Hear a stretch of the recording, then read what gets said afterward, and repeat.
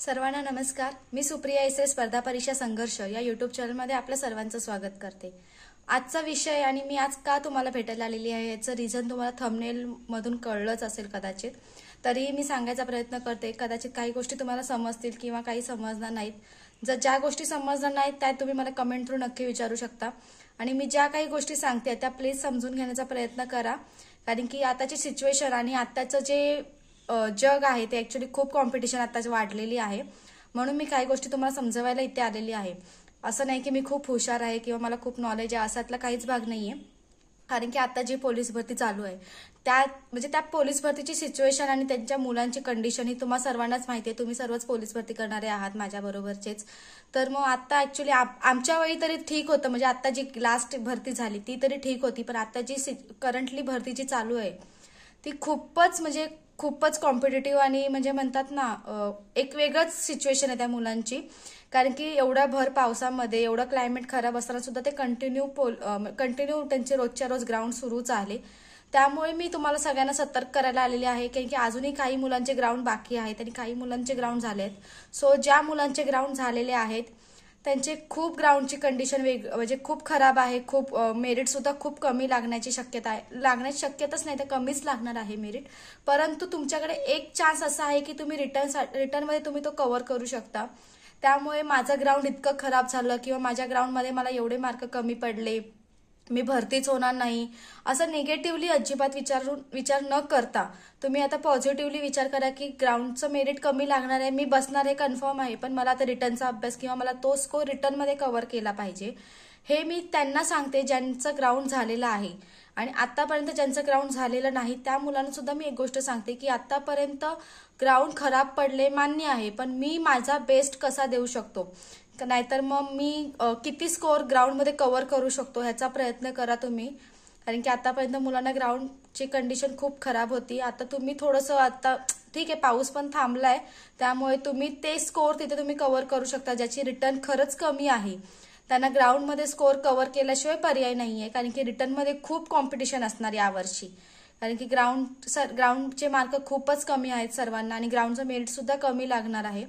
So रिटर्नमध्ये खूप competition वाढणार आहे, त्यामुळे जेवढं होईल तेवढं रिटर्नवरती जोर द्या आणि जेवढं होईल तेवढं क्वेश्चन पेपर सॉल्व्ह करा। मी तुम्हाला लास्ट व्हिडिओमध्ये पण एका सांगितलंय की स्कोर वाढवण्यासाठी काय केलं पाहिजे। तुमच्याकडे जेवढे आतापर्यंतचे क्वेश्चन पेपर असतील, जेवढे तुम्ही संच घेतलेला असेल क्वेश्चन बँक, तो पूर्ण सोडवायला घ्या। 2015-16 पासून ते आतापर्यंतचे सर्व क्वेश्चन पेपर हाताखालून 2 ते 3 वेळा केल्याशिवाय तुमचा स्कोअर चांगला होणार नाही। मी तुम्हाला परत तेच सांगते की जेवढं होईल तेवढं जास्तीत जास्त क्वेश्चन पेपर सॉल्व्ह करा, तुमची त्यातूनच रिव्हिजन होणार। जर तुम्ही म्हणाल मी बेसिक करतो, मी टॉपिक क्लिअर करतो, आता ती वेळ नाही आहे टॉपिक क्लिअर करायची। राहिली दुसरी गोष्ट म्हणजे कारागृह भरती आता चालू होणार आहे, त्यासाठी त्याच्यात तुम्ही जेवढं जास्त होईल तेवढा स्कोअर करायला बघा। आणि परत नवीन पोलीस भरती, सर्वांनाच आनंदाची बातमी आहे ही की नवीन पोलीस भरती येत्या डिसेंबर पर्यंत परत येते। एक 7 ते 8-9 हजारापर्यंतच्या जागेंची पोलीस भरती परत येणार आहे। सो ज्यांचं म्हणजे म्हणतात ना असं तुम्हाला असं वाटतंय की आता काय होऊ शकत नाही किंवा काही बाहेरच्या जिल्ह्यात ज्या मुलांचं सिलेक्शन झालेलं नाहीये त्या मुलांना मी सांगते की आता येणाऱ्या भरतीसाठी जीव तोडून प्रयत्न करा।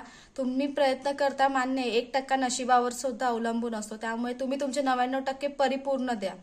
आणि प्लस आताची जी भरती येणार आहे त्याचे डॉक्युमेंट्स म्हणा किंवा अजून काही गोष्टी आहेत त्या पूर्ण क्लिअर करून ठेवा।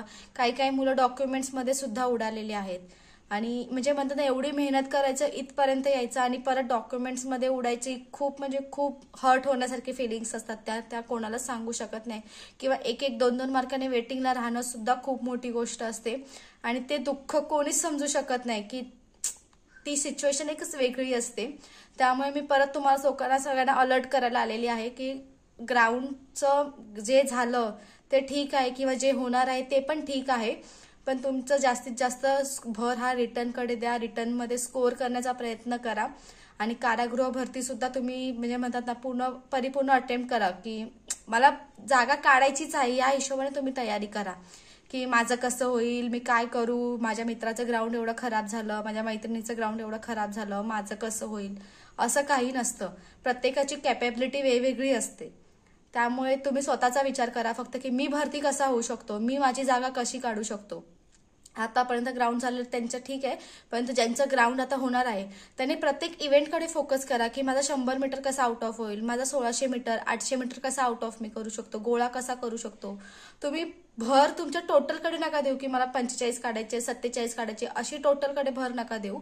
तर तुम्ही फक्त 100 मीटर आहे, आता 100 मीटरचा इव्हेंट आहे ना, तर 100 मीटरचा इव्हेंट मी कसा आउट ऑफ करतो ह्याच्याकडे लक्ष द्या. ठीक आहे, 100 मीटरमध्ये माझे 2-3 मार्क गेले, तर मी ते मार्क मी 1600 मध्ये किंवा 800 मध्ये मी कशी कव्हर करू शकते, कसा कव्हर करू शकतो ह्याच्याकडे लक्ष द्या. नंतर मग 100 मीटर 1600 मीटर झालं, 800 मीटर झालं, मग गोळाफेक माझा कसा आउट ऑफ होईल ह्याच्याकडेच भर द्या तुम्ही. असं प्रत्येक एक सेपरेट इव्हेंटकडे लक्ष दिलात तर तुमची टोटल ही जास्त होऊ शकते.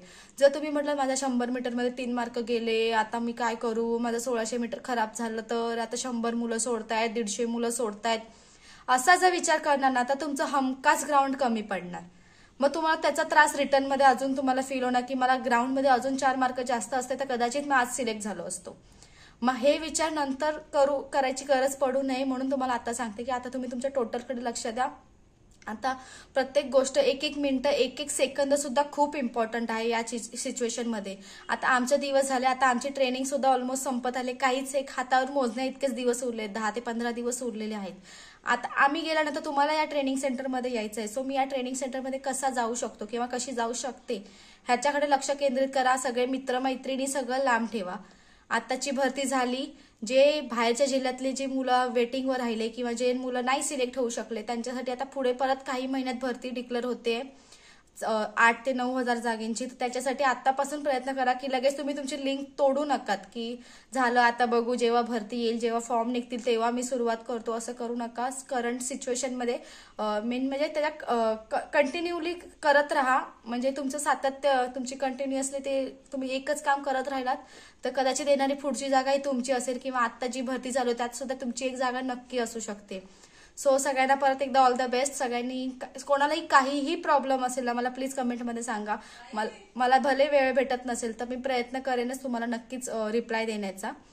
पण आता ऍक्च्युली आमची पीओपीची तयारी चालू आहे त्यामुळे मला व्हिडिओज बनवायला वेळच भेटत नाहीये. फायनल एक्झाम होती, आमची ग्राउंड टेस्ट होती, पण आता पीओपीची तयारी, या सिच्युएशनमधून मला वेळच भेटत नाही प्रत्येक गोष्टी तुमच्यापर्यंत पोहोचवण्याच्या. त्यामुळे माझी पण कंडिशन थोडी समजून घ्या. आणि तरी पण मी इथून पुढे मी प्रयत्न करेन काही गोष्टी तुमच्यापर्यंत पोहोचवण्याच्या. आता जी ट्रेनिंग सेंटरला आता परत येत्या सप्टेंबरच्या पहिल्या वीकमध्येच काही आता सप्टेंबरच्या फर्स्ट वीकमध्येच आताची जी सिलेक्ट झालेली मुलं आहेत त्यांना ट्रेनिंगसाठी पाठवणार आहेत. तर त्या ट्रेनिंगसाठी येताना काय साहित्य लागतं किंवा काय काय गोष्टी सोबत घेऊन यायच्या असतात ट्रेनिंग सेंटरला, ह्याची जर तुम्हाला लिस्ट हवी असेल, ह्याची माहिती हवी असेल किंवा ट्रेनिंग सेंटरमध्ये कसं काय काय असतं तर मला एक कमेंटमध्ये मेसेज करून सांगा की ताई आम्हाला थोडं ट्रेनिंग सेंटरबद्दल सांग, किंवा मग सामानाची लिस्ट सांग की सामान काय काय सोबत घेऊन जावं लागेल. मी तुम्हाला नेक्स्ट व्हिडिओमध्ये सांगणारच आहे, पण जर अजून कोणाला आवश्यकता असेल तर मला नक्की कमेंटमध्ये सांगा. आणि भेटू आपण नेक्स्ट व्हिडिओमध्ये. तोपर्यंत सगळ्यांना नमस्कार, सगळ्यांना ऑल द बेस्ट. परत एकदा भेटू आपण परत आपापल्या ह्याच्यामध्ये ट्रेनिंग सेंटर आपलं मुंबई पोलीस खात्यामध्ये. तोपर्यंत सगळ्यांना नमस्कार, बाय.